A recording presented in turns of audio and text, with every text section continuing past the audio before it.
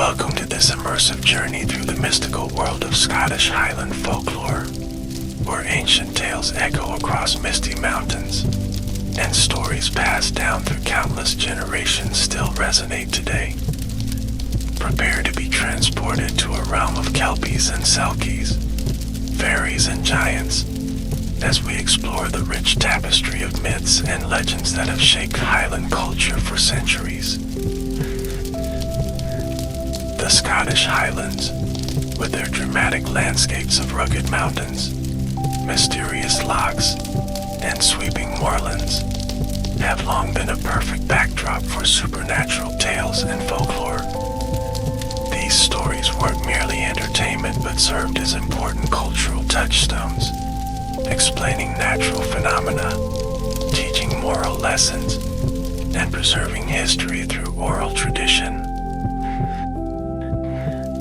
As we begin our exploration, imagine yourself seated by a peat fire in a stone cottage, as the wind howls across the heather-covered hills outside. The smell of wood smoke fills the air, and perhaps a dram of whiskey warms your hands. This is how tales were traditionally shared, passed down through generations in the Ceilidh tradition, where communities would gather to share stories, music, and dance. The word Ceilidh itself comes from the Gaelic term meaning visit or gathering, and these social events were crucial for maintaining community bonds, especially during the long, dark Highland winters. Before television, radio, or books were widespread, storytelling was both entertainment and a way of preserving cultural knowledge. Let us begin our journey by understanding the historical context that shaped these tales.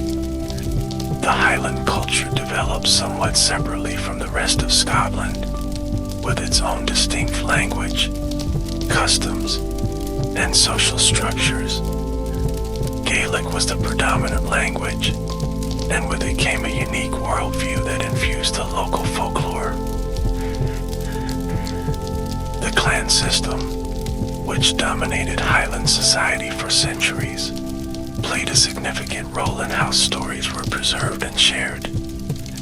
Each clan had its own tales of heroic ancestors, supernatural encounters, and prophetic dreams. These stories helped strengthen clan identity and loyalty, while also explaining local landmarks and historical events. Christianity arrived in the Highlands with St. Columba in the 6th century, but unlike in many other regions, it didn't entirely displace older beliefs. Instead, Christian and pre-Christian elements merged together, creating a unique spiritual landscape where both could coexist. Many ancient holy wells and sacred sites were simply rededicated to Christian saints, while maintaining their association with healing or other magical properties. This syncretism, or blending of belief systems, is evident throughout Highland folklore. Festivals marking the ancient Celtic calendar, such as Beltane and Samhain, continue to be observed alongside Christian holidays. Supernatural beings were sometimes recast as fallen angels or souls in purgatory, allowing people to maintain their traditional beliefs within a Christian framework. The geography of the Highlands itself, with its isolated glens, mysterious mists, and wild weather, naturally lent itself to supernatural interpretations. When fog rolls down from a mountain, obscuring familiar landmarks, it's not difficult to imagine otherworldly beings lurking within. The seemingly alive quality of the landscape, with its ever-changing moods, contributed to the animistic elements in Highland folklore. Now, let us turn our attention to the supernatural inhabitants that populate the Highland folk tradition. Perhaps the most well-known are the Sith, or fairies, though these are far from the delicate, winged creatures often depicted in Victorian art.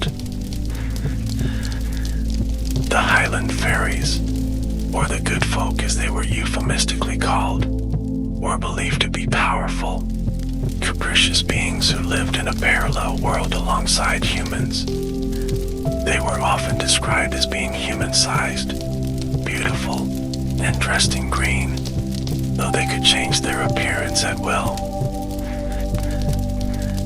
These fairies dwelled in hollow hills called Scythians, which dotted the Highland landscape. Certain knolls and mounds were widely recognized as fairy dwellings, and people would take care not to disturb these places, especially after dark. It was believed that time flowed differently in the fairy realm, and a single night spent dancing with the fairies might translate to years or even centuries in the human world. One of the most persistent fairy-related beliefs concerned changelings. It was thought that fairies might steal away human babies, leaving one of their own kind in its place.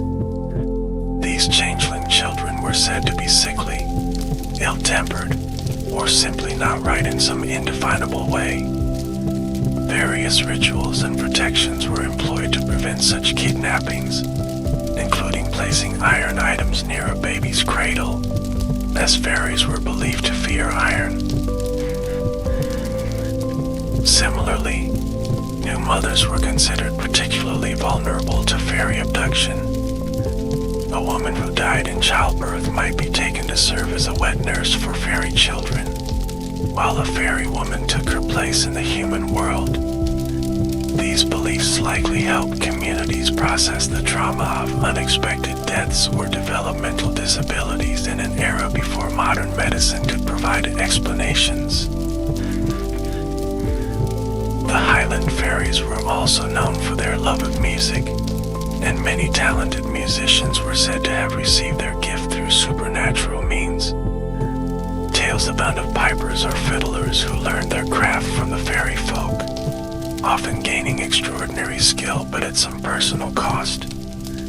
The McCrimmon family of Skye, famous for their piping prowess, were said to have received their talent from a fairy woman who gifted them with a silver chanter.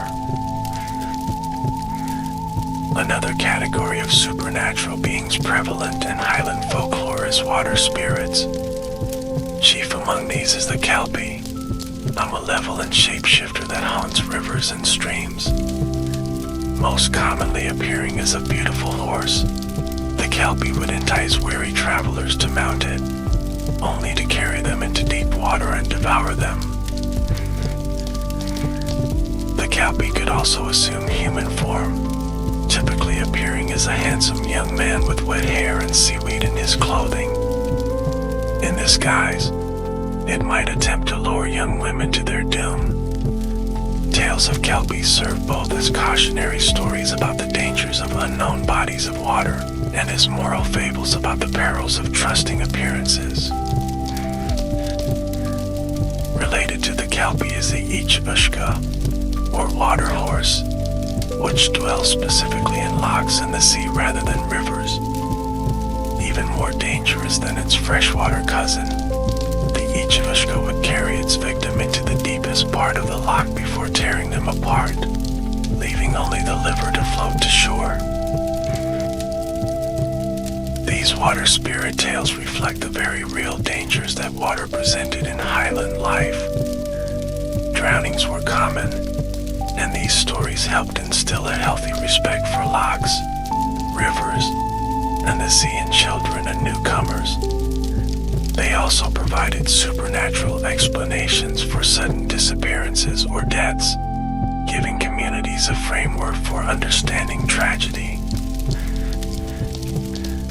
Another water-dwelling creature in Highland folklore is the selkie.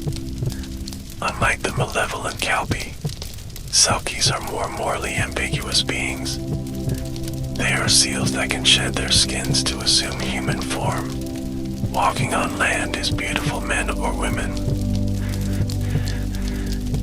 Many selkie stories revolve around romantic relationships between humans and these seal people. Typically, A human man discovers a female selkie who has removed her seal skin to bathe in human form. By stealing and hiding her skin, he prevents her from returning to the sea, thereby forcing her to become his wife.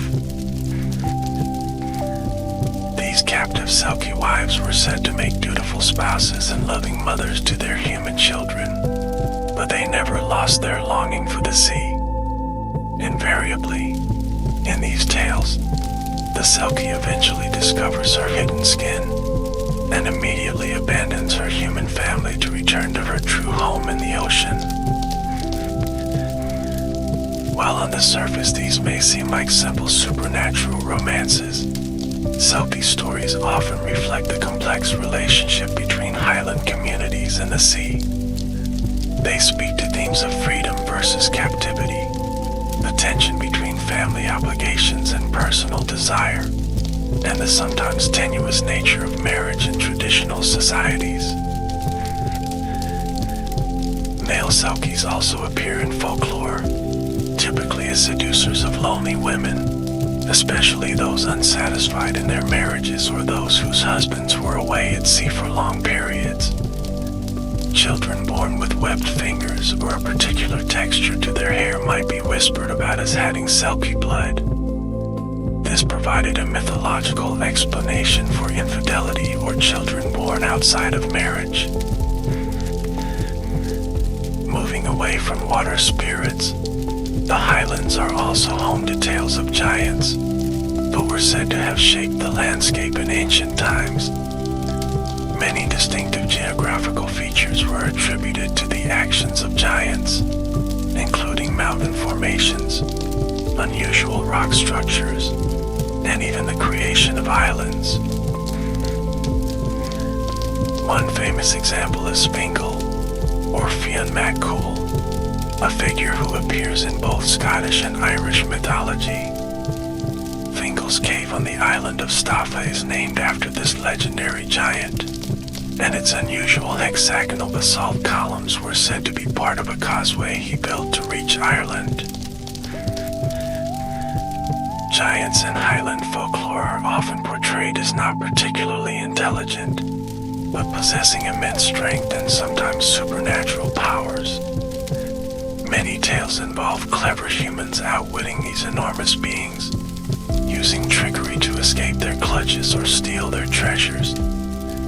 These stories celebrate human ingenuity over brute force, a theme that resonated with Highland communities that often had to rely on wit and adaptability to survive in harsh conditions.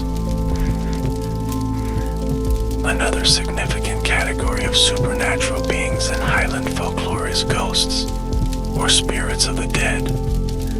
The Gaelic term for these entities is tibh, and they were thought to appear for various reasons.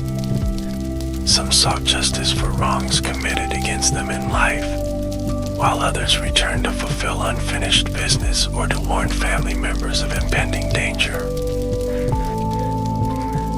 Certain locations became associated with haunting activity, particularly sites of tragic deaths, battles, or executions. Crossroads, bridges, and boundaries between properties were also considered liminal spaces where the veil between worlds was thinner, making spectral encounters more likely. Highland ghost stories often involve specific visual or auditory signs. The sound of phantom bagpipes might herald an approaching death in a clan, while the appearance of a particular animal could signal misfortune. Some noble Highland families were said to have their own specific death omens, such as the Airlie family's reported drummer boy who appears before a family death. The most famous Highland ghost is arguably the Bean Nye, or washing woman. This spectral figure appears as a small woman washing blood-stained clothing by a stream or river, and seeing her is considered an omen of death. The clothes she washes are said to be the burial shrouds of those about to die, sometimes even the witness's own. If approached carefully, the Bean night might answer questions about who will die, or even grant wishes. However, encountering this ominous figure was generally considered terrifying and best avoided.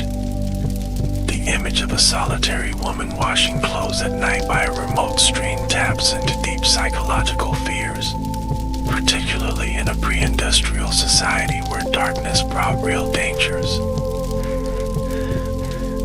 Another frightening supernatural figure is the Bodach, a malevolent entity often described as a dark, shadowy old man who could enter homes through the smallest openings. The Bodach was particularly feared as a kidnapper of children and was often invoked by parents to encourage good behavior, much like the bogeyman in other cultures. The concept of second sight, or in TBHS in Gaelic, is another significant element in Highland folklore. This psychic ability was thought to be either inherited or bestowed as a gift or curse, allowing certain individuals to foresee future events, particularly deaths or disasters. Those with second sight were said to be able to see the spirits of the dead, predict who would die in the community, or foresee visitors before they arrived.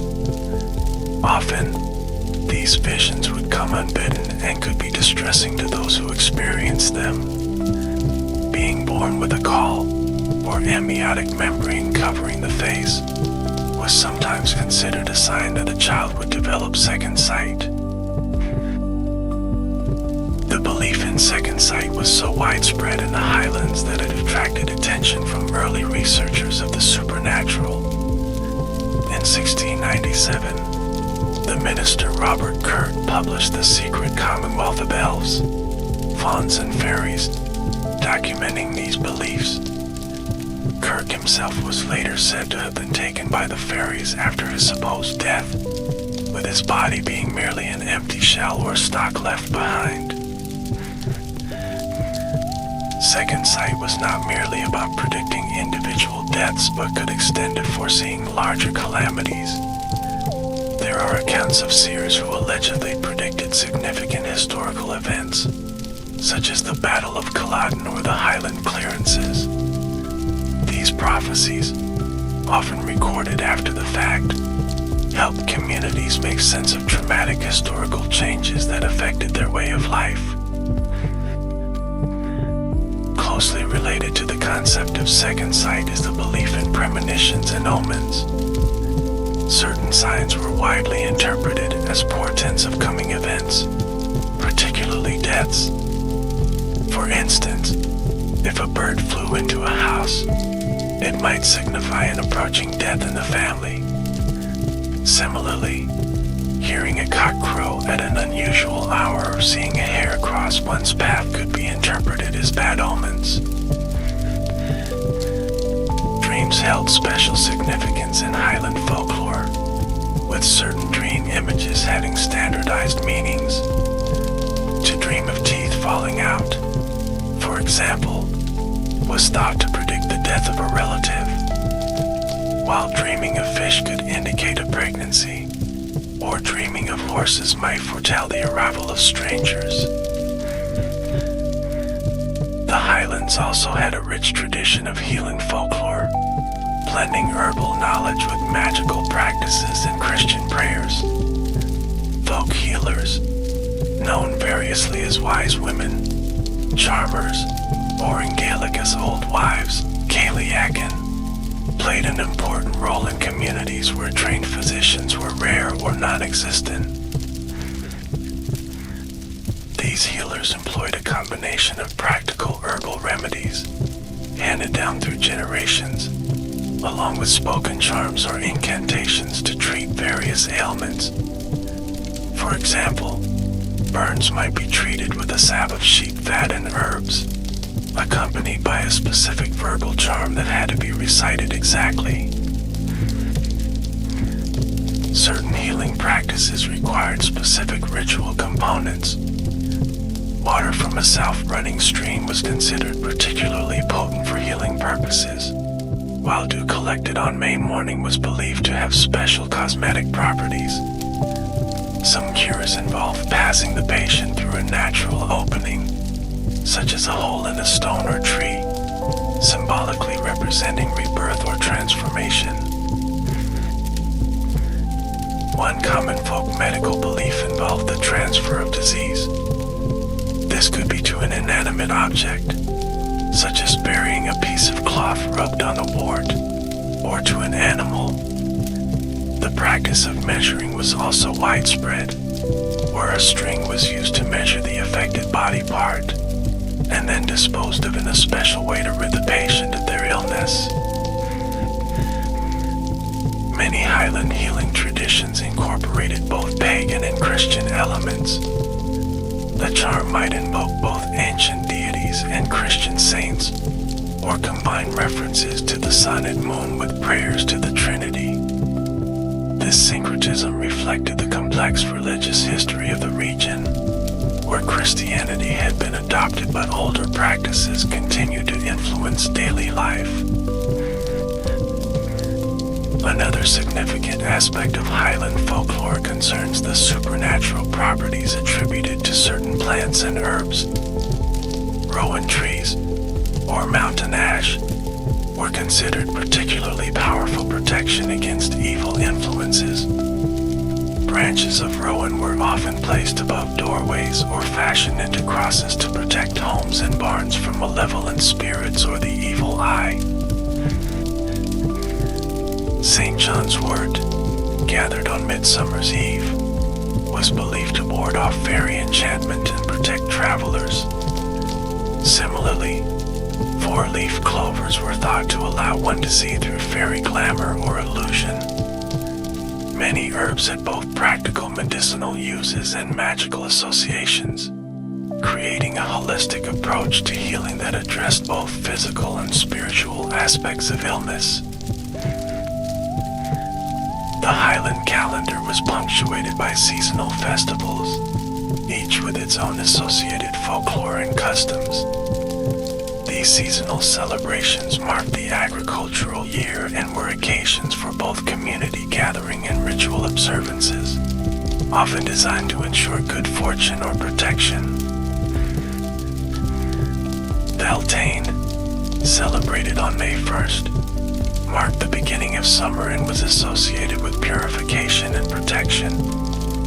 Bonfires were lit, and cattle were driven between them to protect the animals from disease and ensure fertility.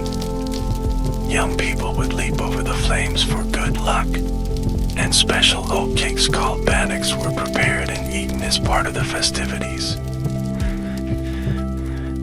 Midsummer, around June 21st, was another important time in the Highland calendar. Bonfires were again a central feature, and certain herbs gathered at midsummer were believed to have enhanced magical properties. This was considered a time when the barrier between the human and fairy worlds was particularly thin, making it both dangerous and potentially beneficial for those seeking supernatural encounters. Lunasa, celebrated in early August, marked the beginning of the harvest season. This festival included agricultural competitions, feasting, and ritual thanksgiving for the crops. It was named for the Celtic god Lu, and while its pagan origins were largely forgotten after Christianization, many of its customs persisted in Highland communities well into modern times. Samhain, observed on November 1st, was perhaps the most supernaturally charged festival in the Highland year. This marking of the beginning of winter was considered a liminal time when the boundaries between the worlds of the living and the dead were at their weakest. Spirits of the deceased were believed to return to visit their homes, and divination practices were performed to predict future events. Samhain customs included leaving offerings of food for visiting ancestors, lighting candles to guide their way, and various forms of fortune-telling. Young women might peel an apple in one continuous strip and throw it over their shoulder, believing the shape it formed on the ground would reveal the initial of their future husband.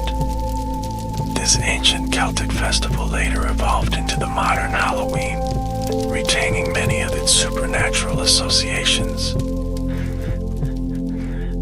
Yule, or winter solstice, celebrations incorporated both pre-Christian and Christian elements. The burning of the Yule log, bringing evergreen plants indoors, and special feast foods all had roots in ancient solstice observances.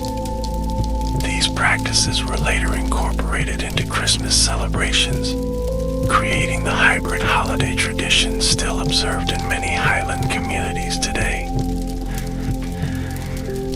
Throughout the year, certain days were considered particularly lucky or unlucky for specific activities. For example, it might be considered unwise to begin a journey on a Friday, or fortunate to move into a new home during a waxing moon. These calendar-based beliefs helped structure daily life and decision-making in traditional Highland communities. Weather folklore was especially important in the Highlands, where farming and fishing communities were highly dependent on being able to predict meteorological conditions. Numerous rhymes and sayings helped people forecast weather patterns based on natural signs, from the behavior of animals to the appearance of clouds or the moon. For instance, a red sky at night was said to indicate fair weather the following day, while a ring around the moon foretold rain or snow. Seabirds flying inland was a warning of an approaching storm, and certain flowers closing their blooms suggested impending rainfall. Many of these observations had genuine meteorological bases, representing generations of careful environmental observation encoded in folklore. The Highland landscape itself features prominently in folklore, with many natural features having associated legends. Mountains were often said to be petrified giants or the sites of ancient battles between supernatural beings. Unusual rock formations might be explained as the work of giants, fairies, or the devil himself. Loch Ness, now world famous for its alleged monster, has a folklore tradition dating back centuries before the modern Nessie phenomenon began. Water horses were said to inhabit many Highland lochs, including Loch Ness, and these earlier legends likely influenced the development of the modern monster story. Saint Columba himself was said to have encountered a water beast in the River Ness in the 6th century, commanding it to retreat in the name of God. Sacred wells and springs dot the Highland landscape, many associated with healing properties or as places to make offerings. Some were dedicated to pre-Christian deities and later rededicated to saints, but their reputation for supernatural power often remained intact. Pilgrims would visit these sites seeking cures for specific ailments, following prescribed rituals such as walking sunwise around the well or leaving offerings of coins or cloth. Certain trees were also considered sacred or magical, particularly those growing alone or in unusual locations. These fairy trees, often hawthorns or rowan trees, were treated with great respect and fear. Cutting down such a tree was believed to bring terrible misfortune, and there are modern accounts of road plans being altered to avoid removing a lone hawthorn believed to be a fairy dwelling. Stone circles and standing stones, prehistoric monuments scattered throughout the Highlands, naturally attracted supernatural explanations in folklore. Some were said to be giants or people turned to stone as punishment for some transgression, often for the sin of working on the Sabbath. Others were believed to come alive at certain times, such as Midsummer's Eve or New Year, walking to a nearby river to drink. The Callanish stones on the Isle of Lewis inspired the legend of the Shining One, a bright figure said to walk among the stones at dawn during the summer solstice. Other stone circles were associated with healing powers, for fertility rituals, or as meeting places for fairy courts. These ancient monuments connected Highland communities to their distant past, providing a tangible link to ancestors who had lived in the same landscapes thousands of years earlier. Highland folklore also includes many tales of hidden or lost treasures. These range from fairy gold, which often turns to leaves or dust when removed from its enchanted context, to actual hoards supposedly buried by clan chiefs or wealthy individuals during times of conflict. Many of these treasure tales are attached to specific locations, providing a magical dimension to local geography. One recurring motif involves treasure hidden during the Jacobite risings, particularly after the Battle of Culloden in 1746. As government forces hunted down Jacobite supporters, valuable items were reportedly buried for safekeeping, with owners often killed before they could return to retrieve them. These stories reflect the historical trauma of the post-Culloden period, when Highland culture was systematically suppressed by the British government.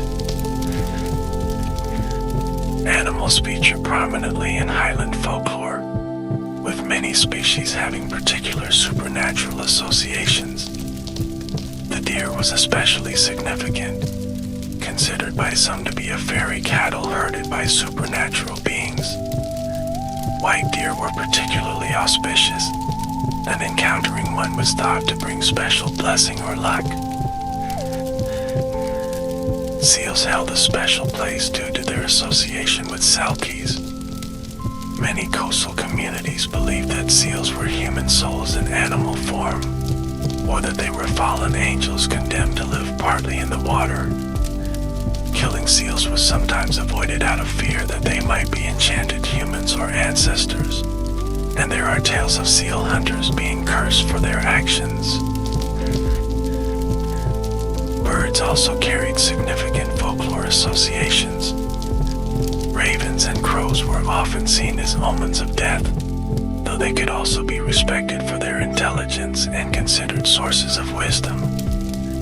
The cuckoo's first call of spring was carefully noted for divination purposes, with the direction it was heard from indicating good or bad fortune for the coming year. The cock was believed to have power against supernatural beings, with its morning crow driving away night spirits. A cock crowing at midnight, however, was considered a dire omen. Roosters with unusual coloring, particularly those that were completely black, were sometimes thought to have special powers against witchcraft and evil influences. Speaking of witchcraft, the belief in witches and their powers was widespread in Highland communities well into the 19th century. The Scottish witch hunts of the 16th and 17th centuries affected the Highlands less severely than southern Scotland, but belief in magical abilities, both beneficial and harmful, remained strong. Highland witches were not necessarily viewed as satanic in the continental European sense. Instead, they were often considered individuals with inherited or acquired magical knowledge that could be used for good or ill. Some were essentially folk healers whose practices included supernatural elements, while others were feared for their ability to cast curses or cause harm through magical means. The evil eye, or Drogshuil in Gaelic, was a particularly feared form of malevolent power. Someone possessing the evil eye could allegedly cause harm to people, animals, or property simply by looking at them with envy or ill will. This belief was common throughout Mediterranean and Middle Eastern cultures as well, but took on distinctive forms in the Highland context. Protection against the evil eye often involved specific preventive actions or amulets. A red thread tied around the child's wrist, a silver coin sewn into clothing, or a small bag of rowan berries might all serve as protective measures. When praising someone, especially a child, it was customary to add a blessing to prevent any unintentional harm through the evil eye. Various forms of divination were practiced in Highland communities, often at significant calendar points such as Samhain or Hogmanay, New Year. These ranged from simple fortune-telling games to more complex rituals intended to reveal future spouses, coming births or deaths, or other significant events. One divination practice involved placing items representing different futures in a bannocks or buns. A ring might signify marriage, a coin prosperity, or a thimble spinsterhood. Whoever received which item in their portion would have that fate in the coming year. Similar customs survive today in some areas in the form of Christmas pudding tokens. Highlands mythology includes many stories of remarkable individuals with supernatural abilities or experiences. One such figure is Thomas the Rhymer, a 13th century laird from the Borders who was said to have been taken by the Queen of Elfland to her realm for 7 years. Upon his return, he possessed the gift of prophecy and could speak only the truth. His prophecies became legendary throughout Scotland, including the Highlands. Another significant figure is the Brehon Seer, or Quinacodur, a 17th century prophet from the Isle of Lewis who allegedly received his gift of second sight through a small stone with a hole in the center. Looking through this stone, he could foresee future events, many of which were said to have come true. His predictions reportedly included the Highland clearances, the building of the Caledonian Canal, and various clan disasters. The Brehon Seer himself met a tragic end, according to legend. After predicting that the wife of the Earl of Seaforth was unfaithful, he was condemned to death by burning in a tar barrel. His story exemplifies the dangerous position that those with supernatural knowledge could occupy in Highland society, both respected and feared for their abilities. One fascinating aspect of Highland folklore is the concept of the clay stick, a female supernatural being with attributes of both woman and goat, typically described as having the upper body of a beautiful woman and the lower half of a goat. The clay stick would conceal her animal half beneath a long green dress. Her nature varied in different tales, sometimes benevolent and sometimes malicious. Some clay sticks were associated with particular families or locations, acting as guardian spirits. They might help with household or farm tasks, or protect children and animals. Others were more dangerous, luring male travelers to dance with them before drinking their blood. This ambiguity reflects the complex relationship between humans and the supernatural in Highland belief. Another supernatural being with connections to specific places is the Gruagig. This fairy-like creature was particularly associated with cattle, and offerings of milk were left out to secure its goodwill. The Gruagig could either help tend the cattle, ensuring their health and productivity, or cause mischief if offended. The practice of pouring milk into Gruagig stones, usually not boulders with natural depressions, continued in some remote areas into the early 20th century. Highland folklore also includes tales of spectral hounds, the most famous being the Chusett.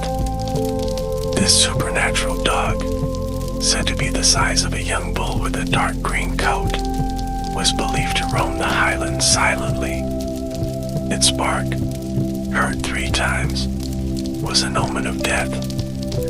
The Chusett was sometimes associated with the fairy host, helping to herd the souls of the dead to the other world. Similar to the Chuset is the concept of the black dog, a spectral canine apparition found in folklore throughout the British Isles. In Highland tradition, these supernatural dogs often appeared at places associated with death, such as ancient battlefields, execution sites, or scenes of tragic accidents. Encountering such a creature was considered an ill omen, though not always specifically a death portent. The fairy host, or Slua, represents one of the darker aspects of Highland fairy lore. Unlike the more ambiguous individual fairies, the Slua were universally feared as malevolent spirits. They were believed to be the restless souls of the dead, flying through the night sky in groups, seeking to capture the souls of the dying. The Slua were said to travel on the west wind, and households with dying members would close all western-facing windows and doors to prevent them from entering. They were particularly active between midnight and dawn, and being caught outdoors during their passing was considered extremely dangerous. The concept of the fairy host may have roots in ancient beliefs about the wild hunt found throughout European folklore. Highland funeral customs incorporated many folkloric elements designed to ensure the deceased's safe passage to the afterlife and prevent their return as restless spirits. Watches over the dead body, called the walking or lykwake, involve the community gathering to keep vigil. This served both practical and spiritual purposes, ensuring the deceased was never left alone and providing communal support for the bereaved family. Various taboos and practices surrounded Highland funerals. All clocks in the house would be stopped at the moment of death, and mirrors covered. The deceased was removed from the house feet first, ensuring their spirit wouldn't know the way back. In some areas, the funeral procession would take a circuitous route to the burial ground, again to confuse any spirit that might try to return. The coronac, a traditional keening or lamentation for the dead, was an important element of Highland funerals until relatively recent times. Usually performed by women, this ritual wailing expressed collective grief while also serving to cry the spirit home to the other world. The practice was discouraged by Protestant ministers after the Reformation, who considered it pagan and overly emotional, but it persisted in some areas into the 19th century. Birth, like death, was surrounded by protective folklore in Highland communities. A newborn child was considered particularly vulnerable to supernatural harm, especially fairy kidnapping. To prevent this, various protective measures might be taken, such as placing iron items near the cradle, since fairies were believed to fear iron. An unbaptized child was thought to be especially at risk, and many families would hasten to have the baptism performed as quickly as possible. Until this Christian ritual occurred, other protective practices might include keeping a light burning constantly near the child, or having someone stay awake watching over the infant at all times. Marriage customs also incorporated folklore elements, with many superstitions surrounding the wedding day itself. The weather on a wedding day was thought to predict the couple's future happiness, with rain paradoxically considered lucky in many Highland communities. Certain days were considered more auspicious than others for weddings, with May generally avoided as unlucky. Various traditions were observed to ensure fertility and prosperity in the marriage. The wedding party might include a person carrying a kazianuch, a strip of sheepskin with the wool still attached, which would be waved around the bride's head for luck. Breaking oat cakes over the bride's head as she entered her new home was another common custom, symbolizing future plenty. Highland folklore includes numerous stories explaining the origins of clan names, territories, and traditions. These origin legends often include supernatural elements or remarkable feats, helping to establish clan identity and pride. They also frequently serve to legitimize clan claims to particular lands or leadership positions. The MacLeod clan, for instance, possesses the famous fairy flag, a sacred banner said to have been given to the clan chief by his fairy lover. When unfurled in battle, the flag was said to ensure victory, but could only be used 3 times before its power was exhausted. This relic, still preserved at Dunbeacon Castle, represents the intersection of folklore, family history, and physical artifact. The Cameron clan's name was said to derive from a legendary ancestor with a crooked nose, Kemshron in Gaelic. The Mackenzie clan allegedly began when a Highland chief rescued the King of Scotland from a charging stag, earning royal gratitude and lands. These stories, whether historically accurate or not, helped strengthen clan identity and cohesion in Highland society. Highland folklore underwent significant challenges and changes during the period following the 1746 Battle of Culloden. The subsequent ban on Highland dress, language, and customs, while never completely successful, to disrupt traditional cultural transmission. The Highland clearances of the 18th and 19th centuries further dispersed communities that had preserved local folklore for generations. Paradoxically, this period of cultural suppression coincided with growing interest in Highland folklore among antiquarians and early folklorists. James Macpherson's publication of what he claimed were translations of ancient Gaelic poems by the bard Ossian, beginning in 1760, created an international sensation. While later scholarship revealed that Macpherson had substantially embellished and invented much of his material, his work sparked interest in authentic Highland culture and traditions. The Victorian era brought renewed fascination with Highland culture, spearheaded by Queen Victoria herself, who established a royal residence at Balmoral Castle. This period saw both genuine preservation efforts and romantic reimaginings of Highland folklore and customs, sometimes making it difficult to separate authentic tradition from Victorian invention. Nevertheless, this interest helped rescue many folkloric elements that might otherwise have been lost. Collectors like J.F. Campbell of Islay made invaluable contributions during this period. Campbell's 4-volume Popular Tales of the West Highlands, 1860 to 1862, preserve numerous stories in their original context, often recording them in both Gaelic and English. His respectful approach to informants and attention to detail set a high standard for later folklore collection. Alexander Carmichael's monumental Carmina Gadalicia, published between 1900 and 1971, preserved hundreds of Gaelic prayers, charms, and incantations from the Highland and Island tradition.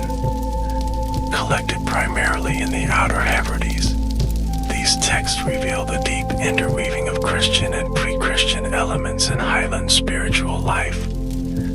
Though Carmichael sometimes idealized or improved his material, his work remains a crucial resource for understanding Highland folklore. The School of Scottish Studies, founded at the University of Edinburgh in 1951, marked an important step in the academic study and preservation of Highland folklore. Its extensive sound archives contain thousands of recordings of traditional stories, songs, and customs, many in Gaelic from native speakers born in the 19th century. These recordings preserve not just the content but the performance styles and context of traditional folklore. Today, Highland folklore continues to evolve and adapt. Modern storytellers, musicians, and artists draw on traditional material while creating new interpretations relevant to contemporary audiences. Tourism has created new contexts for folklore performance, while social media and the internet allow dispersed Highland diaspora communities to maintain connections to their cultural heritage. Highland folklore has also significantly influenced global popular culture. From Sir Walter Scott's novels to modern fantasy literature, film, and television, elements of Highland supernatural belief have been adapted and repurposed. Shows like Outlander and films like Disney's Brave incorporate Highland folkloric elements, exposing new audiences to these traditions, albeit in highly adapted forms.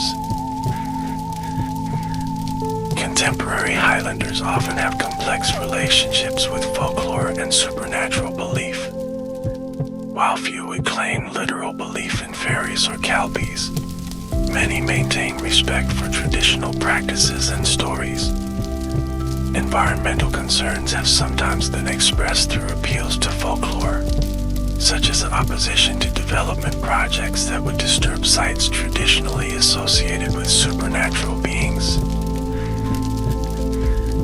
The Gaelic language, central to traditional Highland folklore, has experienced a revival in recent decades, with increased teaching in schools, dedicated television and radio programming, and growing numbers of learners.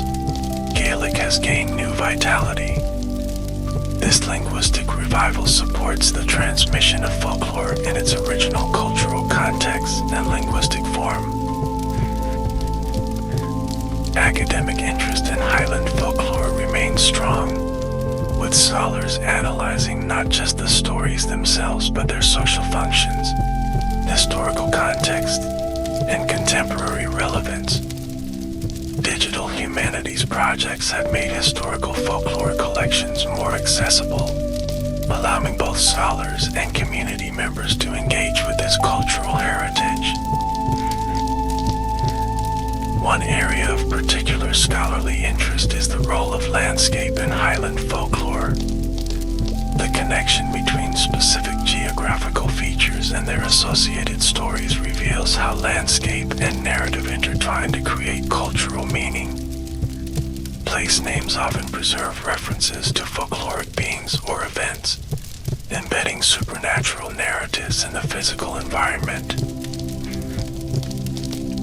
Another significant research focus examines how Highland folklore reflects and responds to historical trauma. Stories emerging after periods of significant disruption, such as the Highland clearances, often encode community memories and reactions to these events. Supernatural narratives provided frameworks for understanding and processing collective hardships when direct expression might be too painful or politically dangerous. Gender roles and relationships are also revealed through Highland folklore. Female supernatural figures, from the bean knight to the glaistick, often reflect cultural attitudes toward women's social positions and power. Similarly, tales about male heroes or villains provide insight into masculine ideals and anxieties in traditional Highland society. The intersection of medicine and folklore represents another fascinating area of Highland cultural history. Traditional healing practices incorporated both practical herbal knowledge and supernatural beliefs, creating holistic approaches to wellness that addressed physical, psychological, and spiritual aspects of illness. Some of these traditional remedies have been investigated by modern medical researchers seeking new pharmaceutical compounds. Highland folklore around pregnancy and childbirth reveals much about historical attitudes toward reproduction and infant survival in challenging environments. The vulnerability of both mother and child during this dangerous time was acknowledged through numerous protective practices and taboos. These include specific foods to be eaten or avoided, restrictions on certain activities, and various charms and prayers to ensure safe delivery. The rich tradition of Highland music connects intimately with its folklore. Many ballads and songs preserve narrative elements from oral tradition, while instrumental music was often associated with supernatural influence.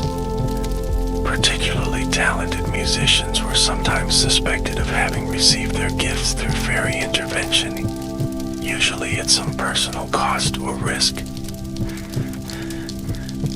Tyke music holds special significance in Highland culture, with specific tunes composed for particular purposes. Laments commemorated dead chieftains, while other pieces were associated with battles, supernatural encounters, or significant clan events. Some tunes were believed to have magical properties, such as the fairy flag tune of the MacLeods, said to be taught to a piper by the fairy folk. The folklore surrounding Highland dress and clan tartans contains a complex mixture of ancient tradition and more recent invention. While distinctive regional clothing styles certainly existed in the historical Highlands, the systematic association of specific tartan patterns with particular clans largely developed in the 19th century. Nevertheless, folklore about the symbolic meanings of tartan colors and patterns has become an important part of modern Highland identity. Weapons, particularly the ski-and-dubh, black knife, and the claymore sword, feature in numerous Highland tales and customs. The ritualized placement of the ski-and-dubh in the sock during formal dress originated from the historical practice of declaring peaceful intentions when entering another's home by making a concealed weapon visible. Such customs reflect the complex honor codes that govern traditional Highland society. Food and drink in Highland culture accumulated their own body of folklore and custom. Whiskey, in particular, was associated with both hospitality rituals and medicinal uses. The water from specific springs was prized for whiskey production, sometimes due to their supposed supernatural properties. Traditional foods like haggis became surrounded by their own mythologies and rituals, eventually becoming symbolic of Highland identity. The concept of hospitality held tremendous importance in Highland culture, with numerous folkloric tales emphasizing the sacred nature of the host-guest relationship.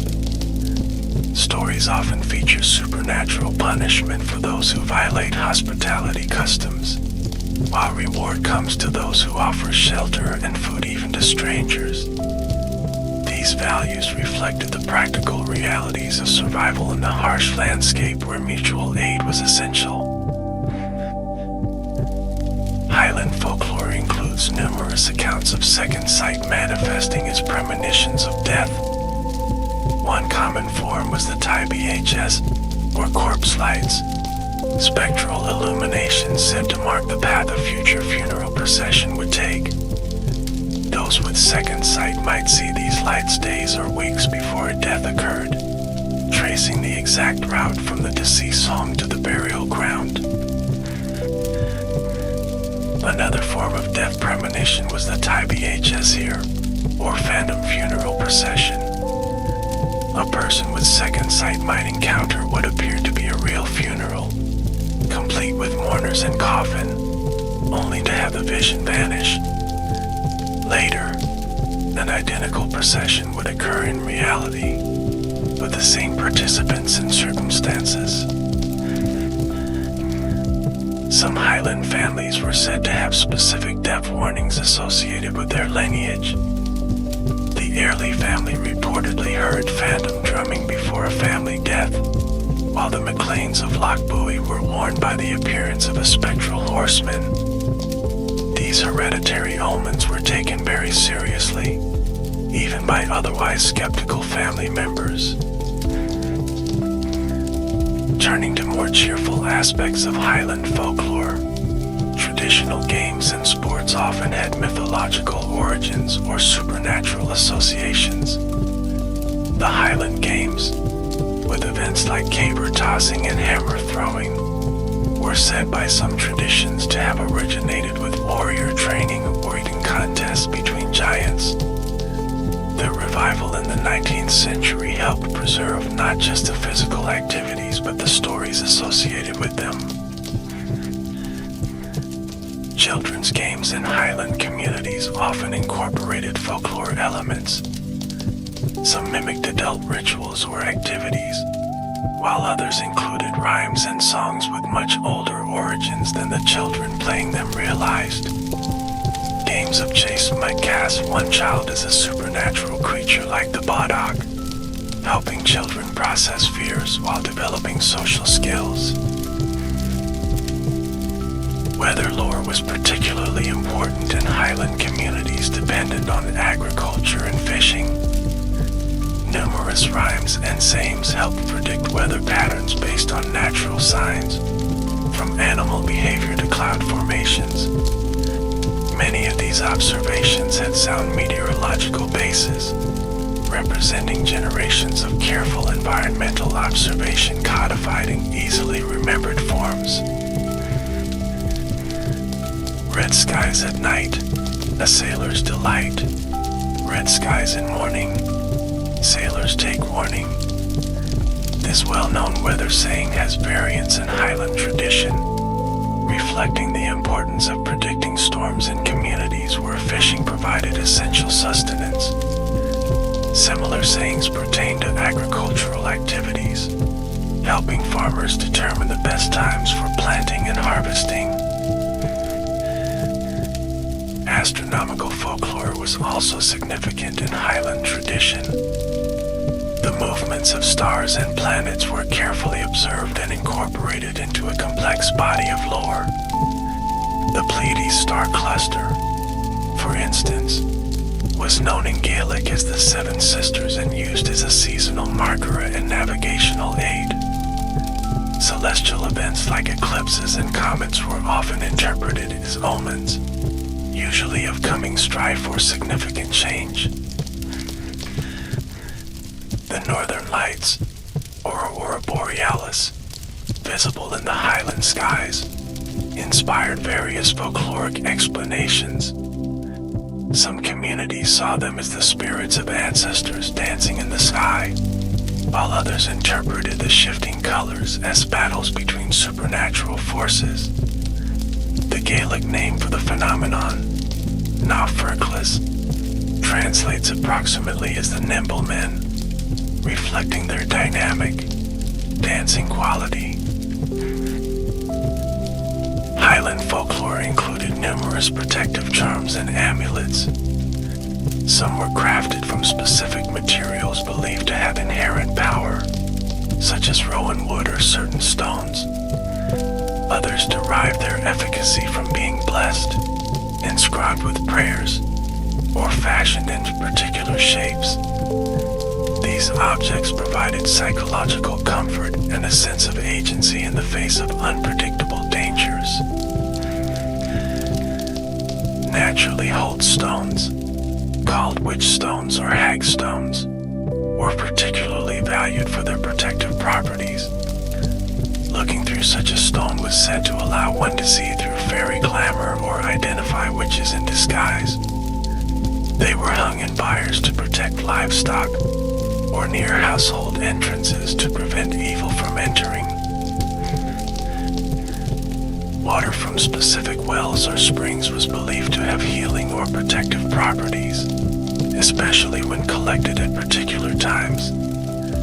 Dawn on May Day or at midsummer were especially potent moments for gathering such water, which might then be used throughout the year for treating ailments or blessing homes. Some wells were associated with specific cures, such as healing eye problems or warding off infertility. Certain plants were widely recognized for their protective qualities. The rowan tree, or mountain ash, was perhaps the most significant, with its bright red berries believed to ward off evil influences. Crosses made of rowan twigs were placed above doors. Moss sprigs might be sewn into clothing or placed in cattle byres for protection. St. John's wort, particularly when gathered on Midsummer's Eve, was another powerful protective herb in Highland tradition. Its yellow flowers, reminiscent of the sun, were associated with light conquering darkness. The plant was used to ward off evil spirits and was sometimes woven into garlands or hung over doors during midsummer celebrations. Sacred numbers appear throughout Highland folklore. 3 and 7 were particularly significant, with many ritual actions requiring threefold repetition to be effective. Healing charms often specified that a particular action be performed for 3 consecutive mornings, or that a remedy be applied at 3 specific times of day. 7, meanwhile, was associated with completion and cosmic order. Directional symbolism was also important. Movement sunwise or clockwise was considered auspicious and life-affirming. Many ritual actions, from stirring food to circling holy wells, had to be performed in this direction. Moving counterclockwise, or widdershins, was associated with ill fortune or deliberate cursing, and was generally avoided except in specific magical contexts. Color symbolism features prominently in Highland folklore. Red, the color of blood and fire, had protective associations and was often incorporated into defensive charms. Green, while the color of nature and growth, was also associated with the fairy folk and therefore approached with caution. Blue, particularly light blue, was thought to repel evil influences, which is why it was often painted on doors and window frames. Highland folklore includes numerous stories about remarkable individuals who transcended normal human limitations. Some were said to possess supernatural strength, like the legendary Angus MacAskill from Burnaby, whose feats of strength passed into folklore. Others were renowned for seemingly impossible skills, such as navigating treacherous waters in conditions that would defeat ordinary sailors. Tales of remarkable journeys form another category of Highland folklore. These range from physical travels through dangerous or enchanted landscapes to spiritual journeys to otherworldly realms. Stories of individuals who visited fairy hills or traveled to the land of the dead and returned with special knowledge were part of the tradition that helped communities understand the boundaries between different states of existence. Time itself functions differently in many Highland folkloric narratives. A common motif involves individuals who spend what seems like a brief period in a fairy realm, only to discover upon their return that years or even centuries have passed in the human world. These stories explore the relativity of time and the disconnection between different planes of existence, themes that resonated in communities marked by seasonal rhythms and cyclical understanding of time. Highland folklore often features boundary states and liminal zones, places or times that exist between defined categories.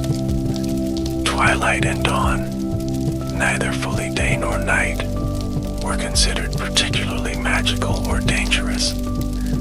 Similarly, physical boundaries like doorways, crossroads, and shorelines were places where supernatural encounters were more likely. The threshold of a home held particular significance in Highland belief. Various protective measures focused on this boundary between inside and outside, domestic and wild, safe and dangerous. Iron items might be placed under the threshold, or protective herbs hung above the door to prevent malevolent beings from entering. Crossroads represented another powerful liminal space in Highland folklore. These junctions where paths intersect were associated with supernatural encounters, divination practices, and sometimes healing rituals.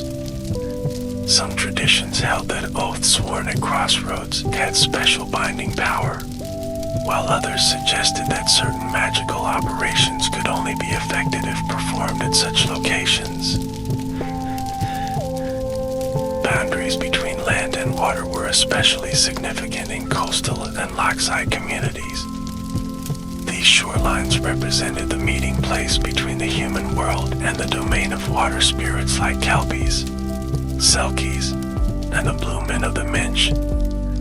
Fishermen developed elaborate customs and taboos related to these boundaries, intended to ensure safe passage between the domains.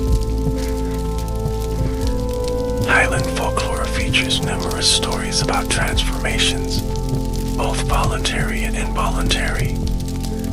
Shape-shifting beings like selkies and kelpies represented one type, but humans too might be transformed as punishment, reward, or protection. And these standing stones were explained as humans petrified for some transgression, often for working on the Sabbath or showing disrespect to sacred things.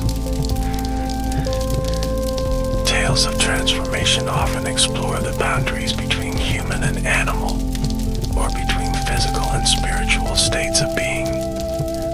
In some stories, individuals gain the ability to understand animal speech after eating certain foods or undergoing particular experiences. This motif reflects the intimate connection between Highland communities and the natural world upon which they depended. Highland folklore often engages with moral questions through supernatural narratives. Stories about fairy gold that turns to leaves or dust teach lessons about greed and the ephemeral nature of wealth. Tales of supernatural punishment for breaking oaths or violating hospitality reinforce social norms essential to community survival. Conversely, many stories celebrate virtues like generosity, courage, and compassion. Characters who share their last morsel with a disguised supernatural being are rewarded, while those who show kindness to animals often receive magical assistance in return. These moral frameworks helped socialize community members into values that supported collective well-being in challenging environments. Justice is a recurring theme in Highland supernatural narratives. When human systems of justice failed, supernatural forces might intervene to punish wrongdoers or vindicate the innocent. Ghost stories often feature spirits returning to reveal murders or other crimes that went unpunished in life, providing a cultural mechanism for addressing injustice when formal legal systems were remote or ineffective. The folklore surrounding Highland cattle raiding offers fascinating insights into how communities negotiated moral complexities. While stealing cattle was technically theft, traditional tales often presented as a test of courage and skill when conducted according to certain unwritten rules. These narratives helped communities navigate the tensions between formal laws and practical necessities in a challenging economic landscape. Highland folklore provided frameworks for understanding misfortune and suffering in a world where hardship was common. Supernatural explanations for illness, crop failure, or accidents offered a sense of order and meaning in otherwise random disasters. Identifying a cause, even a supernatural one, gave communities communities a sense of agency through protective or remedial actions they could take. The concept of fate or destiny appears frequently in Highland folklore. Many tales suggest that certain events are predetermined and unavoidable, particularly those foreseen through second sight. At the same time, stories often include elements of choice and moral agency, creating a complex worldview that balances determinism with personal responsibility. Language itself held power in Highland folkloric tradition. The precise wording of charms and blessings was considered crucial to their efficacy, with some requiring specific Gaelic formulations to work properly. This reflects a belief in the inherent power of words, particularly in a culture where oral tradition was the primary mode of knowledge transmission. Names held special significance in Highland belief. Using someone's true name was thought to give power over them, which is why supernatural beings were often referred to by euphemisms rather than direct names. The fairies became the good neighbors or the fair folk, while the devil might be called the black one rather than named directly. The power of blessing and cursing was taken very seriously in traditional Highland communities. Words spoken with intense emotion, particularly by someone with perceived spiritual authority, were believed capable of affecting physical reality. This belief persisted well into the modern era, with accounts of effective curses and blessings reported into the 20th century. Music in Highland folklore often has supernatural dimensions. Certain tunes were said to have magical origins or effects, such as the fairy flag tune associated with the Macleods of Skye. The ability to play particularly moving or technically difficult music might be attributed to fairy instruction, sometimes given in exchange for the musician's soul or long-term service. Dance, too, appears in supernatural contexts in Highland folklore. Fairy revelry often includes enchanted dancing that humans might be invited or compelled to join. Time passes differently during these supernatural dances, with a single night of fairy dancing potentially equating to years in the human world. These stories may reflect actual experiences of trance states during traditional celebrations. Highland folklore includes complex stories about treasure and wealth. While discovering fairy gold or hidden treasure features in many tales, such findings often come with conditions or prove ephemeral. These narratives reflect the economic realities of Highland life, where subsistence was the norm and sudden wealth was both desired and viewed with suspicion. Supernatural tales often feature negotiations or contracts between humans and otherworldly beings. These agreements frequently include specific terms and conditions, with severe penalties for breaking them. Such stories reflect the importance of oath-keeping in Highland society, where one's word was a binding commitment in communities where written contracts were rare. Dreams held special significance in Highland folklore, serving as both omens and channels for supernatural communication. Specific dream images had standardized interpretations, allowing communities to decode their meaning. Particularly significant dreams might be shared with the community and recorded in oral tradition, especially as subsequent events appeared to confirm their prophetic nature. Highland folklore includes numerous accounts of dream visitations from the dead. These experiences were not necessarily considered frightening but often provided comfort or important information. A deceased relative might appear in a dream to reveal the location of a lost item, warn of coming danger, or simply reassure the dreamer of their continued existence in some form. The veil worlds was considered thinner at certain times, allowing for supernatural encounters or communications. Samhain, later Halloween, was the most significant of these times, but other calendar points like Beltane, May 1st, and Midsummer were also associated with increased supernatural activity. During these liminal periods, special precautions might be taken to protect households and individuals. Attitudes toward the supernatural in Highland tradition were rarely simple. The same entities might be feared in some contexts and solicited for help in others. This ambivalence reflects the complex relationship between Highland communities and the uncertain, sometimes dangerous environment they inhabited, where both threats and resources came from the same landscape. The geographical isolation of many Highland communities contributed to the preservation of folklore long after similar beliefs had faded in more accessible regions. Remote glens and islands developed distinctive local traditions, sometimes preserving ancient elements lost elsewhere. This isolation also allowed for regional variations in familiar stories, creating a rich tapestry of interconnected but distinct folkloric traditions.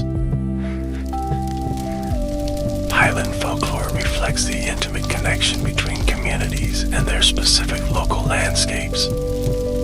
Stories are often tied to particular geographical features, making the physical environment itself a repository of cultural memory. A specific rock, tree, or pool might be associated with a supernatural event, ensuring that the landscape itself served as a mnemonic device for cultural narratives. The oral transmission of Highland folklore followed specific patterns and conventions. Professional storytellers, called Sinakhoian in Gaelic, were highly respected figures who preserved and performed traditional narratives. These individuals often had prodigious memories, capable of recalling hundreds of stories, genealogies, and poems. Stories were not simply entertained but served multiple social functions. They preserved historical information, reinforced community values, provided explanations for natural phenomena, and offered psychological frameworks for understanding hardship and change. The communal experience of storytelling also strengthened social bonds, particularly during the long winter months when outdoor work was limited. The Highland tradition of hospitality to strangers was reinforced by folklore. Numerous tales feature supernatural beings testing humans by appearing as travelers seeking shelter. Those who provide generous hospitality are rewarded, while those who turn away the stranger face supernatural punishment. These stories had practical value in communities where mutual aid was essential for survival in a challenging environment. Highland folklore includes many narratives about the relationship between humans and animals. These range from tales of people rescuing or being rescued by animals, to stories about magical beasts, to accounts of humans transforming into animal form. Such stories reflect the intimate ecological knowledge of communities dependent on hunting, fishing, and animal husbandry. The deer held special significance in Highland folklore. Sometimes portrayed as fairy cattle, deer were associated with supernatural qualities, particularly white or unusually colored specimens. Hunting traditions included ritual elements acknowledging the spiritual dimension of taking animal life, and tales abound of hunters who encountered supernatural beings while pursuing deer in remote places. Birds feature prominently in Highland folklore as messengers between worlds. The cuckoo's first call of spring was carefully noted for divination purposes, while the movements of ravens and crows were watched for omens. Some birds were believed to carry the souls of the dead, and killing certain species, such as robins, was considered particularly unlucky. Fish and sea creatures appear in coastal Highland and island folklore. Certain fish were associated with good fortune, while others might portend storms or poor catches. Fishermen developed complex taboos around language used at sea, often avoiding direct names for land features of certain animals while fishing. These linguistic precautions reflect the dangerous and unpredictable nature of maritime livelihoods. Highland communities maintained a complex relationship with Christianity, blending older beliefs with newer religious frameworks. Local saints, many of Celtic origin, became important figures in regional folklore, often associated with specific healing powers or protective capabilities. Pre-Christian sacred sites were frequently rededicated to these saints, maintaining their spiritual significance within a Christian context. The Protestant Reformation brought significant changes to Highland religious life, yet many folkloric beliefs persisted alongside or beneath official religious observance. Ministers might preach against superstition on Sundays, while community members continued to leave offerings at fairy hills or sacred wells during the week. This cultural syncretism allowed communities to maintain important traditional practices while adapting to changing religious expectations. Highland folklore provided psychological tools for managing fear and uncertainty in a world full of dangers. Having explanations for misfortune, even supernatural ones, offered a sense of order and potential control. Protective rituals and charms gave people active measures they could take against invisible threats, whether these were conceptualized as germs, bad luck, or malevolent spirits. The concept of fate or destiny appears frequently in Highland folklore. Many tales suggest that certain events are predetermined and unavoidable, particularly those foreseen through second sight. At the same time, stories often include elements of choice and moral agency, creating a complex worldview that balances determinism with personal responsibility. Highland folklore reflects a world where the boundaries between natural and supernatural were more permeable than in modern conception. Unusual natural phenomena, from weather events to animal behavior, might be interpreted as signs or direct communications from otherworldly forces. This worldview created an environment where everyday experience was infused with potential magical or spiritual significance. As we draw our exploration of Scottish Highland folklore to a close, we can appreciate how these stories and beliefs served as more than mere entertainment.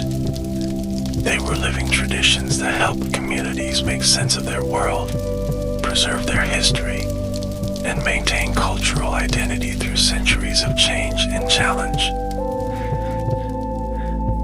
The resilience of Highland folklore, even in the face of historical suppression and modernization, speaks to its fundamental importance in human experience. While few contemporary Highlanders would claim literal belief in fairy kidnappings or water horses, many continue to value these stories as part of their cultural heritage and identity. The tales connect present generations with their ancestors and with the landscapes that shape their collective memory.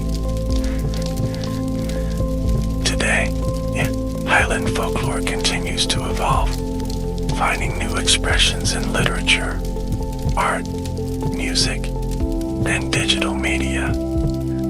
Contemporary storytellers and artists draw on traditional material while creating new interpretations relevant to modern audiences. This ongoing creative engagement ensures that the folklore remains a living tradition rather than a museum piece. As you drift toward toward sleep, perhaps the misty glens and mysterious lochs of the Highlands will visit your dreams. Remember that in the Highland worldview, dreams themselves might be journeys to other realms or messages from beyond ordinary perception. The old stories remind us that the world is more mysterious and interconnected than we might assume in our daily lives.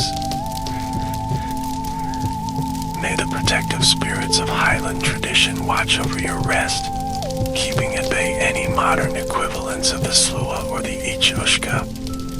Perhaps, like generations of Highlanders before, you'll find comfort in imagining a rowan cross above your door, or iron beneath your pillow, guarding against unwelcome nocturnal visitors. And if you should find yourself in the Highlands someday, walking by a quiet loch as mist rises from the water, or passing a lone hawthorn on a hillside, remember the stories we've explored. In those moments between light and dark, when the familiar world seems slightly transformed, perhaps you'll understand why these tales have endured for so many generations, speaking to something timeless in the human experience. Rest now, as the ancient storytellers would say, and that's my story, and if there's a lie in it, it wasn't I who made it. Sleep well, and may your dreams be filled with the magic of the Highlands, where every stone, stream, and mountain has its own tale to tell for those who know how to listen.